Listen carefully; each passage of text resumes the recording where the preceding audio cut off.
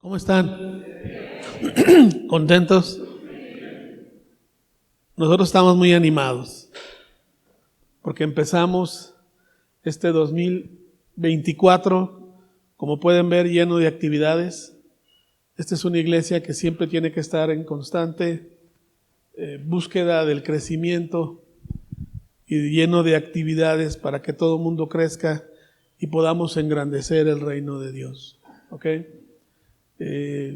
Damos gracias. Empezamos este año ya con 3 reuniones. Si se fijan, pues estamos ya más llenos, ¿verdad? Y pretendemos que se llene muy pronto. Y si se llena, pues abrimos otra, no pasa nada. ¿Ok?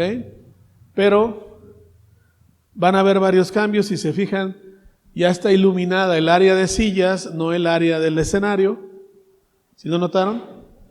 Hay gente que decía, no, es que cómo traigo mi Biblia si no la puedo leer. Pues tráigasela. Ya no tiene excusas, ¿verdad? Algunos decían, no, es que a lo mejor me caigo. Ya no te caigas. Ya ves por dónde caminas. ¿Ok? Va a haber más cambios. Ustedes lo van a ir notando. Porque la iglesia siempre tiene que estar en movimiento. ¿Ok? Entonces, hoy tenemos una plática que de alguna manera debe de marcar la visión de este 2024. Estuve orando delante de la presencia de Dios, pidiéndole, Señor, que ¿por dónde quieres que nos vayamos? ¿Por dónde nos vamos? Y Dios puso en mi corazón el libro de Santiago. ¿Por qué el libro de Santiago?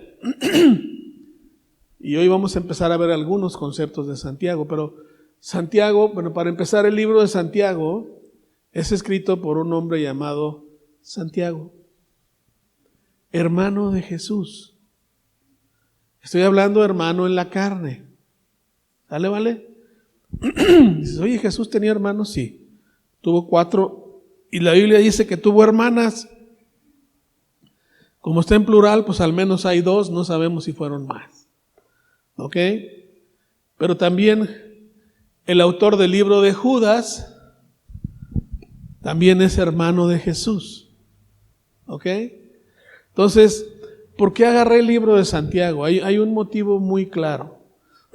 Quiero aclarar que Santiago y sus hermanos no creyeron en Jesús sino hasta después de que Jesús resucitó. Y dice la Biblia, 1 Corintios capítulo 15, ¿me pueden poner el versículo 7? Espero no equivocarme. Cuando Corintios habla de que Jesús se apareció a más de 500 personas y lo vieron después de que resucitó, el versículo 7 dice, después apareció a Jacobo, después, ¿qué dice? A todos los apóstoles. Este nombre de Jacobo se refiere a Santiago. Había 2 Jacobos. Había otro Jacobo entre los apóstoles. Del que está hablando aquí es el que escribe el libro. ¿Ok? Si tú dices, oye, pero aquí dice Jacobo, no Santiago. Déjame decirte que en hebreo, el nombre de Jacobo se dice Jacobus. Pero en griego es Santiago, no sé si me explico. Y el Nuevo Testamento fue escrito ¿en qué? En griego, pero es el mismo nombre. El otro día le dije a mi nieto, ¿sabías que te llamas Jacobus? No, dice, yo me llamo Santi. Ah, bueno, ándale pues. Él prefiere Santi. Pero ¿por qué agarré a Santiago? Santiago presenta un libro, no muy grande, no muy extenso, pero presenta una enseñanza muy práctica. Santiago orienta su libro a hablarnos de vivir el cristianismo, de ser genuinos creyentes. Nos habla que si no llevamos a la práctica lo que hemos aprendido y escuchado de Jesús, no sirve de nada. Y tal vez sea el libro más práctico en toda la Biblia. Santiago no es un moralista, por así decirlo. No es tan directo como Juan. Juan dice, el que no sigue mis mandamientos, los mandamientos del Señor, no es su discípulo. ¿Sí me explico? Juan lo que dice, vamos haciendo esto, vamos haciendo lo otro, para que cambiemos y seamos transformados. Y la visión de esta iglesia es que cada uno de nosotros lleve a la práctica el cristianismo, que lo viva, que lo experimente y anhele crecer mucho más y más. Si no, ¿para qué estamos aquí? No podemos caer en religiosidad de decir soy parte de, soy esto, soy lo otro. ¿Sí? El mismo Santiago llega a decir, si no hay buenas obras en tu vida como consecuencia de tu amor y relación con Jesús, tu religión es vana y no sirve de nada. ¿Están conmigo? Pues vamos a empezar calientito este año. ¿Están de acuerdo? Vamos al capítulo 1 de Santiago, versículo 19. Vean lo que dice aquí el buen Santiago. Este Santiago también era conocido como el rodillas de camello. Eso lo leí en dos lugares diferentes. Y oraba tanto que tenía sus rodillas que denotaba que estaba orando. ¿Sí? Y dice, por esto, mis amados hermanos, todo hombre, ¿qué dice? Sea pronto para oír, sea rápido para oír, tenga una disposición a escuchar. Yo les quiero hacer una pregunta. Para hablar, ¿cuántas bocas nos dieron? ¿Cuántas lenguas? ¿Y oídos? Si la incapacidad instalada está al doble es porque hay una señal bien clara, ¿sí o no? Tenemos que ser más dispuestos a escuchar que a hablar. Yo sé que nuestra tendencia muy natural y normal es empezar a hablar de inmediato. Pero dice la Biblia que en la multitud de palabras no falta pecado. Y el problema es que muchos de nosotros no hemos aprendido a oír. Proverbios dice, sabio el que refrena su lengua. ¿Cuántos están de acuerdo conmigo que necesitamos un freno de mano que aplique a la lengua? Calladito. ¿Estamos de acuerdo? Si te quieres ver más bonito. Porque implica desarrollar humildad y sabiduría y paciencia. Entonces, aquí en este primer capítulo, Santiago, después de su introducción y presentación, empieza a hablarnos de una vida práctica dentro del cristianismo, y lo primero es aprender a escuchar. Y no es fácil escuchar. Tú dirás, no, pues yo escucho de todos modos. Eso crees. Porque el que escucha necesita contener sus emociones, sobre todo si te están ofendiendo. ¿Están conmigo?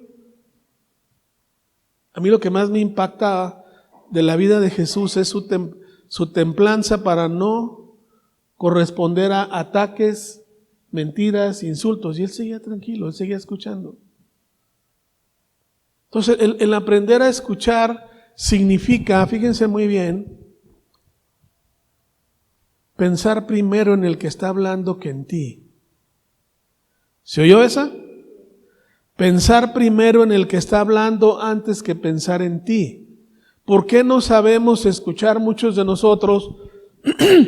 Porque estamos pensando siempre desde nuestra perspectiva, no la de los demás. ¿Sí me están oyendo todos? Y aquí Santiago dice, sea pronto. Esa expresión significa, apúrate a aprender a escuchar. Apúrate. Eso te es importante. Es un sello de alguien que realmente conoce a Jesús. De alguien que realmente quiere conocer a Jesús. Hay algo que a mí me impacta de la iglesia neotestamentaria. ¿Por qué crecieron tan rápido? ¿Por qué se expandía el evangelio tan rápidamente? Y por años he estado leyendo y orando Y mientras yo preparaba esto, Dios me mostró algo. Los primeros creyentes no traían Biblias impresas. Es más, todavía ni se escribía todo el Nuevo Testamento. Pero ellos eran Biblias vivientes. ¿Me están escuchando lo que dije? Eran Biblias vivientes. El libro de los Hechos dice, la gente les reconocía que habían estado con Jesús por su forma de vivir, por su forma de actuar. Y déjame decirte, amado, si tu vida no refleja el Evangelio, no has conocido a Jesús. ¿Alguien puede decir amén? ¿Sí me oyeron todos? No lo has conocido. Probablemente vivas engañado. Porque la persona de Jesús tiene que provocar cambios en nuestra vida. Y lo primero que dice Santiago, apúrate a aprender a escuchar. Apúrate. Esa palabra pronto es no te detengas. No le pongas límites. Aprende a escuchar. Sé humilde. Dice la Biblia que seamos humildes y mansos de corazón, ¿verdad? Y tienes que aprender algo. Hacer la voluntad de Dios significa voy a aprender a escuchar a los demás. En especial a los que más te hacen enojar. Tu suegra si vive en casa. Buenos días, señora. ¿Cómo está? ¿Sí me están oyendo? A tu esposo o a tu esposa a la que le tienes muy poca paciencia y con el cual has agarrado tanta confianza que no lo escuchas. Buenos días. Aprende a escuchar. Aprende a escuchar a ese hijo problemático que te saca de tus casillas. ¿Sí me oyeron todos? Escúchalo. Y mientras habla, dile a Dios, muéstrame qué hay en su corazón. ¿Qué quieres mostrarme de esta persona? No levanten la mano, pero todos tenemos alrededor de nosotros una persona que nos mueve el tapete siempre. Te saca de tus casillas. Hay quienes dicen, este tiene el poder para sacar un Hulk de dentro de mí mismo. Porque no has aprendido tú a escuchar. Sin que afecte tus emociones. ¿Sí? Sin que afecte tus emociones. Hombres casados, ¿cuántos se han dado cuenta que su esposa es mucho más emocional que nosotros? Levanten la mano. Oh my God. Todos están de acuerdo. Es normal. ¿Eso qué requiere? Que tú y yo aprendamos a escuchar. Solo a través de escuchar es como puedes entender qué está pasando. ¿Qué está ocurriendo? ¿Qué siente ella que yo no veo? ¿Qué piensa ella que yo no entiendo? Sí, me están siguiendo todos. Entonces, Santiago empieza en este capítulo diciendo, primera recomendación, aprende a escuchar. Aprende a oír a todo mundo.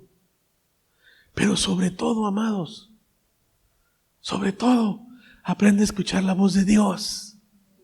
Muchos de ustedes, Dios les ha estado hablando y ustedes ni cuenta se dan.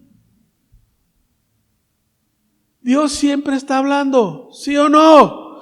Siempre. ¿Qué fue lo último que te dijo? Contéstate tú. Cuando dice aprende y sé pronto para oír, no solo es a tus semejantes, primeramente es a Dios mismo. Sin eso no vas a avanzar. No vas a entender. ¿Cuántos saben que tenemos al Espíritu Santo dentro de nosotros? ¿Sabes cómo se comunica contigo? Hablándote. No caigamos en el absurdo de que tenga Dios que usar un burro para que nos hable. ¿Se acuerdan del Antiguo Testamento? De Balaam. Tuvo que aparecer un burro. Ya Dios no necesita burros, nos tiene a nosotros. ¿Estamos de acuerdo? Nos tiene a nosotros. Aprendamos a escuchar. Dios podría hacer que las mismas piedras hablaran. Pero tú y yo tenemos que tener la humildad y la sensibilidad de aprender a escuchar y a ser humildes y a escucharlo. Cuando yo preparaba esto, quiero ser honesto con ustedes. Yo mismo sentí una urgente necesidad de decir, yo tengo que cambiar muchísimo más de lo que lo he hecho. La Biblia tiene esa cualidad respecto de cualquier otro libro. El único libro que mueve tus entrañas y te mueve a cambiar es la Biblia. Porque esa palabra, dice la Biblia, que es viva y eficaz. Y más cortante que ¿qué? Que una espada de 2 filos. Y a veces corta, ¿sí o no? Hay cosas que te dice Dios que dices, ay, ¿a poco yo soy eso? Pues no, ¿a quién estoy hablando si no es a ti? ¿Ok? Muy bien, ¿le seguimos a la segunda recomendación? Tardo para hablar. No levanten la mano, pero ¿cuántos de aquí sabemos que nuestra lengua arranca en primera, segunda, tercera y cuarta, como sea, pero siempre arranca? Y empiezas a hablar. Recuerdo, trabajaba yo con un director general que puso en su escritorio un letrero que decía, por favor, si vienes a hablar conmigo, primero conecta tu lengua con el cerebro y luego empieza a hablar. Así estaba. ¿Sabes quién lo leyó? Todos los que entrábamos ahí. Conéctala. ¿Sale? ¿Cuántos se han dado cuenta que a veces su lengua ya lleva cuadra y media de ventaja y el cerebro apenas empieza a reaccionar? Y no me preguntes cuántas tonterías dijiste que nunca debiste haber dicho. No levanten la mano. ¿Estamos entendiendo lo práctico de Santiago? Habla sabiamente. Dice la Biblia, cuán hermosa es la palabra sabia a su tiempo. Y cuando debes de hablar. Nos dice la Biblia que hablemos sazonadamente. Sazonadamente es, ¿cuántos se han dado cuenta que hay gente con la que te gusta hablar? ¿Y cuántos se han dado cuenta que dices, yo con este no hablo? Te hago una pregunta, ¿cómo te catalogan los que están a tu alrededor? ¿Qué piensan de ti? ¿Te has puesto esa pregunta? ¿Le caigo bien a la gente? ¿Soy sangroncín o sangronzón? ¿O buena onda, pero sé directo y claro contigo? Ahora, ¿quieres estar más seguro? Dile a Dios, muéstrame cómo me ven los demás. A ver qué te dicen. ¿Quién lo va a hacer? Levántala. Señor, ya la levantaron. ¿Cómo me ven los demás? Ya no tú te quieres mucho, tú nunca la riegas. Pero pregúntale a Dios, ¿cómo me ven los demás? ¿Qué tanto busca la gente hablar conmigo? ¿Le gusta a la gente o los espanto a todos?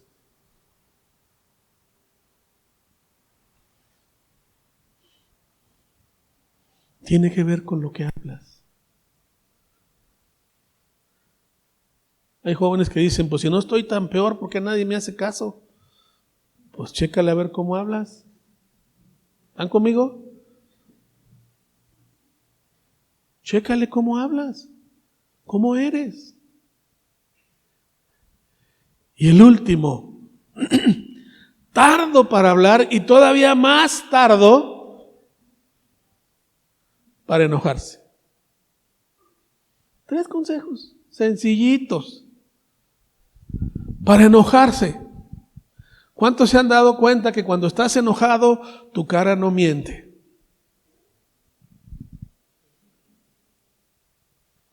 ¿Estamos de acuerdo? Se te nota. Se te nota. Es muy evidente. Tu cara no deja de mostrar lo que traes por dentro. ¿Estás enojado? No. No. Aparte de enojón mentiroso, porque estás enojado. ¿Sí o no? Es muy evidente. Te hablan y le haces al loco. ¿Qué? ¿Qué quieren? Pues te estoy hablando. ¿Qué? ¿Qué? No sé si me explico. Tardo para enojarte. Dice la Biblia, airaos mas no pequéis. No tienes por qué insultar a los demás. ¿Sale? ¿Se vale enojarse? Sí. Sobre todo en contra de tu pecado. Enójate y mátalo. Pero no en contra de las personas. Dice la Biblia que la justicia de Dios no obra en el enojo. ¿Sí me explico? O sea, nada tienes que ver con el Señor si tú eres así. Buenos días. ¿Se oyó? Digan amén. No te enojes. No te enojes. Yo le he preguntado a niños, oye, ¿te gusta estar con esta persona? No, es muy enojón. Los niños lo resienten muy rápidamente. Lo perciben, no quiero. Incluso a veces hasta los animalitos le dan la vuelta a las personas. Somos sensibles. ¿Por qué? ¿Por qué se enoja la gente? Porque te ofendieron, porque te hicieron, porque te vieron, porque no te dan el lugar que te corresponde. ¿Sí me explico? ¿Por qué no me consideran? No soy importante para ellos. Preocúpate por ser importante para Jesús. Ese es el punto. Ser importante para Él. Además, el enojo acarrea enfermedades. ¿Ya vieron lo que dije? Desata la hipertensión, la diabetes. Bueno, ¿para qué les sigo? Gastrointestinales, no te diga tus problemas. ¿Cuántos saben que la Biblia dice que el corazón alegre constituye buen remedio? Alguien que está contento vive la vida en paz. ¿Sí me oyeron? ¿Por qué? No se deja arrastrar por sus emociones. No se deja arrastrar por lo que los demás quieren arrastrarlo. Él se mantiene sujeto a la voluntad de Dios. Si alguien te quiere hacer que te enojes, bendícelo y ámalo más. ¿Y nunca te vas a enojar? De veras no. ¿Alguien entiende que Jesús estaba en la cruz enojado? Estaba satisfecho. Estaba realizado de hacer lo que el Padre le había pedido. Y tenía todos los motivos para estar enojado. Pero si se hubiera enojado, no hubiera sido el cordero idóneo para ser sacrificado por tu pecado y por el mío. Cuando Jesús dice, perdónalos porque no saben lo que hacen, es que Él ya había perdonado. Y perdonó por adelantado. No se dejó arrastrar por sus emociones. Es apenas el primer versículo de Santiago. Si padeces de enojo, pregúntate, ¿es Jesús mi Señor? ¿Ya rendí mi vida a Él? ¿Camino con Él? ¿O sigo almacenando? Una persona que está enojada siempre está almacenando en su corazón sentimientos en contra de otro. Y le va contando todas las que la riega o las inventa. ¿Sí? No. No puedes vivir así. Estoy hablando de cristianismo práctico. ¿Sí me están oyendo? Y está en la Biblia. Cristianismo práctico es: vive reflejando que conoces a Jesús. Si no, estás engañado. Y en el versículo 20 dice: porque en la ira del hombre no obra la justicia de Dios. En otras versiones dice: cuando alguien está enojado no hay rectitud de Dios en su vida. Para que lo entiendas más claro. No hay rectitud. No hay un conocimiento de quién es Jesús. Si a Jesús no lo llevamos al terreno práctico, lo ignoraste. Podrás tener cultura bíblica. Eso es cierto. Pero si eso no ha transformado tu vida, el plan de Dios no tuvo nada que ver en tu vida. Empecémoslo. Llevémoslo poco a poco. Va a ser muy poco a poco, no va a ser de un día para otro. Requiere de tiempo. En el versículo 21. Por lo cual, desechando, ¿qué? Fíjense cómo dice: por lo cual, desechando toda inmundicia. Con estos 3 consejos empiezas a desechar mucha inmundicia que hay en tu vida. Mugrero que vas almacenando en el corazón. O reguero de tonterías que haces al hablar mal de los demás. ¿Se fijan? Por lo cual, desechando toda inmundicia y abundancia de ¿qué? ¡Au! Malicia. ¿Dónde hay malicia con el que está enojado? Así de simple. Por eso dice que la justicia de Dios no obra en la vida de esa persona. Porque hace a Dios a un lado y Él es el importante. No Dios, es lo que yo siento. ¿Me están siguiendo todos? ¿Quién le quiere entrar a la visión? ¿Quién le quiere entrar a la visión? Si no le entras, amado, no vas a cambiar. Te vas a quedar ahí metido en tus problemas de toda la vida. No importa cuántos años tengas de creyente. Ni cuántos méritos religiosos crees que tengas. Dice ahí: recibid con mansedumbre la palabra implantada. Me encanta esa traducción. Implantada es: tatúala en tu corazón. Yo soy esto. Yo soy así. Yo no me enojo. Yo sé escuchar. Eso es implantar, ¿sí me explico? No está Ángel aquí, pero a él le van a implantar un riñón nuevo. Cuando se lo pongan va a decir: es mi riñón. ¿Sí me explico? Porque ya es parte de mí. Así es con la palabra de Dios. Cuando es implantada, es parte de tu persona y tú te mueres y Jesús crece. Ahí vives un cristianismo práctico, real y honesto, sincero, para ayudar y a bendecir a otros. La plática que voy a dar en la tercera reunión, voy a hablar del servicio. Mucha gente viene a las iglesias para que me atiendan, para que se ocupen de mí. El pastor tiene que hacer esto, el pastor tiene que hacer esto, los líderes tienen que atenderme, tengo esta necesidad. Y te digo una cosa, yo no lo encuentro en la Biblia. Yo entiendo que cuando vienes a la iglesia vienes a servir y vienes a dar. Y Dios te da lo que tú necesitas. Dios te bendice.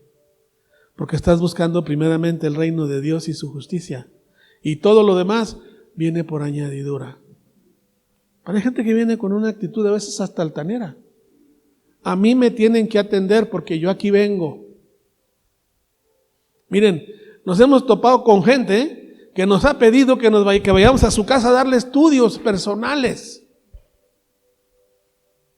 Y les hemos dicho, no, aquí les ayudamos a que aprendan a leer la Biblia y ustedes desarrollen, porque lo tenemos a usted y otros 800 o 1000 más, no sé cuántos son, no sé si me explico, pero quieren una atención personalizada. Gracias a Dios ya se fueron. Sí, la verdad. Si no vienes a unirte a la visión, tenemos una división, ¿verdad? Porque tienes una visión tú y otra visión de la iglesia. Y esta es una visión del reino. No quiero que nadie se vaya, no. Pero entiende a qué venimos. Entiende quién eres y qué quiere Dios que tú seas.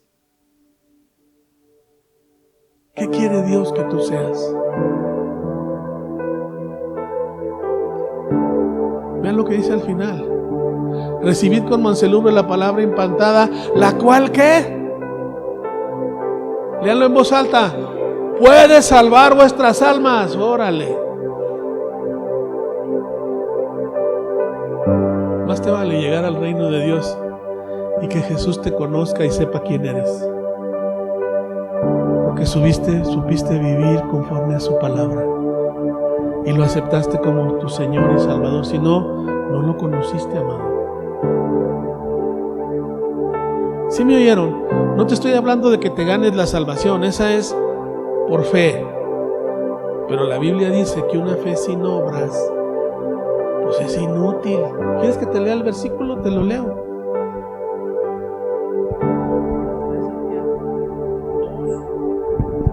Déjenles digo cuál es. Perdón, ya la memoria de su pastor empieza a derrapar, por eso tengo que checar. No me quiero equivocar.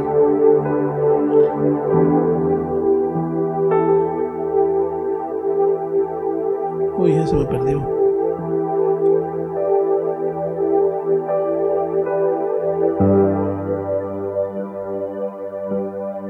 Aquí está, 2:17. Así también la fe, si no tiene obras, ¿qué dice? ¿Qué dice? Está muerta en sí misma. ¿Cuáles son las obras? Estos cambios. Aprender a oír, tardar en hablar y tardarme en enojar. Ahí estás demostrando que tienes fe en lo que Dios dice y decides vivirlo. ¿Están conmigo? No estén serios. ¿Cuántos sienten que este año Dios te está llamando a un nuevo nivel de vida y de relación con Él? ¿Quién lo siente? Levanta tu mano y dile: Dios, me cayó el 20. Me cayó el 20. Si no la levantas, ten cuidado, amado. No estás siendo sensible a la voz del Espíritu Santo.